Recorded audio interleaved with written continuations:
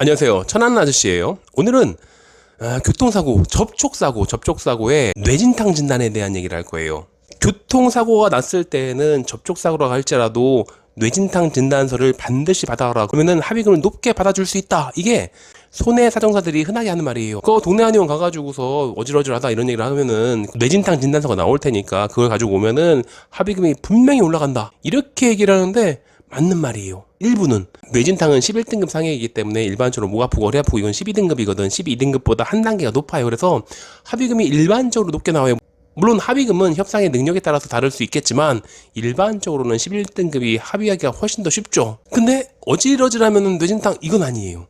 종종 제가 얘기하는 진단서 교육을 받지 못했던 의료인이라든지 아니면은 진단서 교육을 마지막으로 받은 게 한 50년쯤 된 그런 의료인이라든지 이런 분들은 좀 그렇게 써줄 수도 있겠지만 근데 그런 게 아니거든. 원래 진단 지침이 따로 있어요. 어질어질하면 뇌진탕 이게 정말로 중요한 이유가 이게 돈이 굉장히 많이 얽혀 있거든. 뇌진탕은 진단을 받으면 11등급이라고 했잖아요. 11등급인데 11등급 부상 중에서 유일하게 방사선 검사가 필요 없는 병명이 뇌진탕이에요. 그러다 보니까 흔적이 없어도 돼. 방사선 검사상 아무것도 안 나와도 괜찮아. 그러니까 오로지 환자의 말만 듣고서 나올 수 있는 11등급 상해의 진단이 뇌진탕이에요. 그러니까 거짓말을 할 수 있다는 뜻이죠. 만약에 엑스레이 같은 걸 찍어가지고서 11등급 상해라고 거짓말을 쳤으면 나중에 보험사에서 나왔을 때 엑스레이 가져와 봐라. 들키지 그럼. 엑스레이가 없거든. 근데 뇌진탕은 안 들켜. 뇌진탕은 어차피 글로 쓰는 거기 때문에 미리 보험사에서 나올 것들을 다 생각해가지고서 가라로 범죄를 저지를 작정을 하고서 쓰기 시작하면은 얼마든지 만들 수 있거든.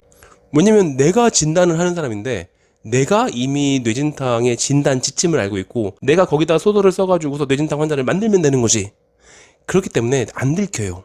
심증은 있을 수 있지만 근데 확증이 없는 거지. 그래서 증거가 없어. 그래서 아무리 가라로 쓰더라도 안 들켜요. 이런 점을 악용해서 일부 병원에서는 이것들을 홍보했을 수가 있어요. 왜냐면 우리 병원에서는 아무리 가벼운 접촉사고로 할지라도 단지 염자뿐만 아니라 뇌진탕 진단까지 해줄 테니까 입원하시라고 입원하신 다음에 입원하시고 최대한 맥시멈으로 있다가 뭐 MRI도 좀 찍어보고 아침 저녁으로 물리치료도 좀 받으시고 병원 넷플릭스 깔아놨어. 우리 병원 밥 맛있어. 이렇게 하면서 어떻게든 유치해가지고서 자동차 보험 환자에 몰입하고 있는 그런 병원들, 교통사고 전문 병원이라는 단어를 써서는 불법이지만 적어도 자동차 보험에 올인하고 있는 그런 병원들이 있죠.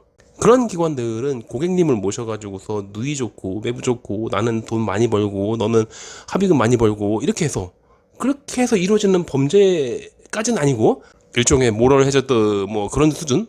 이게 또 철저하게 준비를 못했을 때는 아무래도 이게 없거든. 뇌진탕의 진단 지침을 만족하지 못하니까 별의 별걸 다 가져와요. 뭐 미국에 있는 미시간주에 있는 무슨 경마협회에서 뭐 사람들이 다쳤을 때에 대한 기준 뭐 배상 기준 중에서 뇌진탕은 이런 정도로 있으면 뇌진탕으로 인정할 테니까 뭐 돈을 얼마를 배상해주고 이런 것들을 끌고 와가지고서 이 사람은 뭐 미시간주 뭐 저기 여기서 뭐 뇌진탕이다. 이게 진단이요 이게? 하지만 어떻게든 거기서는 고객님을 뇌진탕으로 만들어주는 거죠. 근데 이렇게 누이 좋고 매부 좋고 해서 손해를 보는 사람이 있죠. 보험사는 이상할 거 아니야. 분명히 교통사고 나가지고서 목이 삐끗하고 허리 삐끗 이거 가능하거든. 심지어 노인분들 같은 경우에는 가벼운 골절도 흔하게 있어요. 근데 그 병원만 갔다면 전부 다 뇌진탕이야. 근데 또 증거가 없어. 그러다 보니까 이게 그 병원만 그런 게 아니라 그 병원이 그렇게 해가지고서 마케팅에 성공해가지고서 좀 돈을 번 것 같으면 옆에 있는 병원도 똑같이 따라할 거 아니야. 그래서 이런 것들 때문에 문제가 된 거예요. 그러니까 보험사에서 납득할 만한 일을 했어요. 나는 죽어도 인정 못하겠다. 나 그 면허증 자체를 인정 못하겠으니까 반드시 신경과 전문의, 신경외과 전문의 여기에서 해주는 뇌진탕 진단이 아니면은 인정 못해. 이것도 납득할 수 있는 게 실제로는 의치안만 졸업하더라도 졸업과 동시에 물론 이제 국가고시를 패스해야겠지. 그러니까 패스만 하면은 그 다음부터는 진단을 할 수 있게끔 되어 있는데 근데 인정 못하겠다고 하는 거 이해를 할 만하죠. 이런 것들이 좀 이런 스토리가 있는 거예요. 그러니까 이런 스토리를 잘 모르고 있었던 다른 그냥 일반적인 의료인들 같은 경우는 이게 무슨 개소리 멍멍이 소리인지 이러면서 어째서 뇌진탕 진단에 언제부터 그 신경과 전문의가 꼭 필요했느냐 이런 얘기가 나오는 거죠. 뇌진탕은 원래 처음에 사고 직후에 그때의 상황이 제일 중요하고 그 다음에 신체 징후 검사 같은 것들이 있는데 이것들은 속일 수가 없어. 이제 자기가 움직일 수 있는 근육이 아니라 자기도 모르게 어쩔 수 없이 반응되는 것들을 검사를 하게 되어 있는데, 그런 것들은 어떻게 속여? 내가 움직일 수 없는 근육이니까. 거기다가 그 이외의 인지기능 상실 같은 것들을 보게 되는 거죠.